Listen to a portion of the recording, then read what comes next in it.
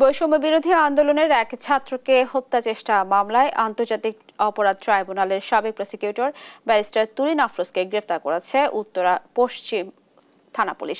এই মুহূর্তে নিম্ন আদালতে আছেন সহকর্মী নাহিদ। বিস্তারিত জানতে সরাসরি যুক্ত হব তার সঙ্গে। নাহিদ, আপনি নিশ্চয়ই আমাকে শুনতে পাচ্ছেন। নাহিদ, তুরিন আফরোজকে কখন নাগাদ আদালতে তোলা হতে পারে, কি অবস্থা দেখছেন সেখানে বিস্তারিত জানাবেন।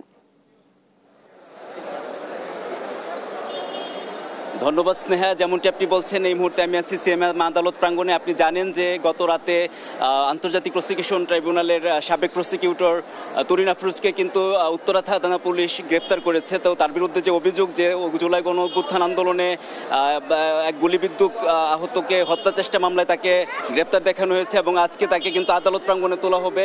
তো এখনও পর্যন্ত কিন্তু তাকে আদালতে আনা হয়নি। তো আমরা এই বিষয়ে সার্বিকভাবে জানতে তার আইনজীবী মুর্শেদ হোসেন শাহিনের সঙ্গে কথা বলবো। আচ্ছা, আপনি ওনাকে কখন নাগাদ আনা হতে পারে বা আপনার কাছে কি তথ্য আছে আমাদেরকে? আপনারা জানেন যে ব্যারিস্টার তুরিন আফরোজকে গতকাল গ্রেপ্তার করা হয়েছে এবং আমরা ইতিমধ্যে জেনেছি ওনার বিরুদ্ধে একটা হত্যা প্রচেষ্টা মামলা দেওয়া হয়েছে এবং ওনাকে দুইটার ভিতরে এই বিজ্ঞ আদালতে আনা হবে এবং বিজ্ঞ আদালতে উঠানো হবে।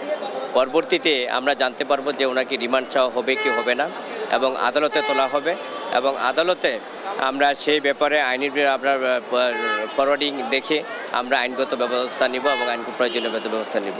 তবে আমরা আশা করি যে ওনাকে যে মামলায় সম্পৃক্ত করা হয়েছে এই সম্পৃক্ততা অন্য উদ্দেশ্য প্রণোদিত এবং রাজনৈতিক কারণেই করা হয়েছে। আপনারা জানেন ওনার যে ইতিমধ্যে উনি ইন্টারন্যাশনাল ট্রাইব্যুনাল প্রসিকিউশনের অত্যন্ত দক্ষতা মেধার সাথে উনি দায়িত্ব পালন করেছিলেন, সেই কারণে সম্ভবত ওনাকে এই মামলায় সম্পৃক্ত করা হয়েছে এবং আমরা যতটুকু জানতে পেরেছি যে ওনাকে হত্যা প্রচেষ্টা মামলা দেওয়া হয়েছে, কিন্তু ভবিষ্যতে আরও ওনাকে কয়েকটা মামলায় সম্পৃক্ত করা হতে পারে।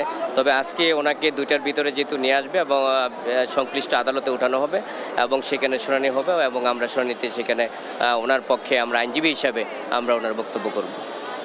যেমনটি তিনি বলছেন যে কিছুক্ষণ পরই হয়তো ওনাকে আনা হবে, আনার পরে মহান মাননীয় আদালত যে রায় দিবে বা যতদিনের শুনানি দিবে সে নিয়ে হয়তো বা বিস্তারিত ব্রিফ করলে আমরা আরও এই বিষয় নিয়ে বিস্তারিত জানাতে পারবো। এই ছিল আমার কাছে সব শেষ। নাহিদ, আপনাকে ধন্যবাদ। দর্শক, নিম্ন আদালত থেকে শুনছিলাম ব্যারিস্টার তুহিন আফরোজকে গ্রেফতারের সর্বশেষ খবরাখবর।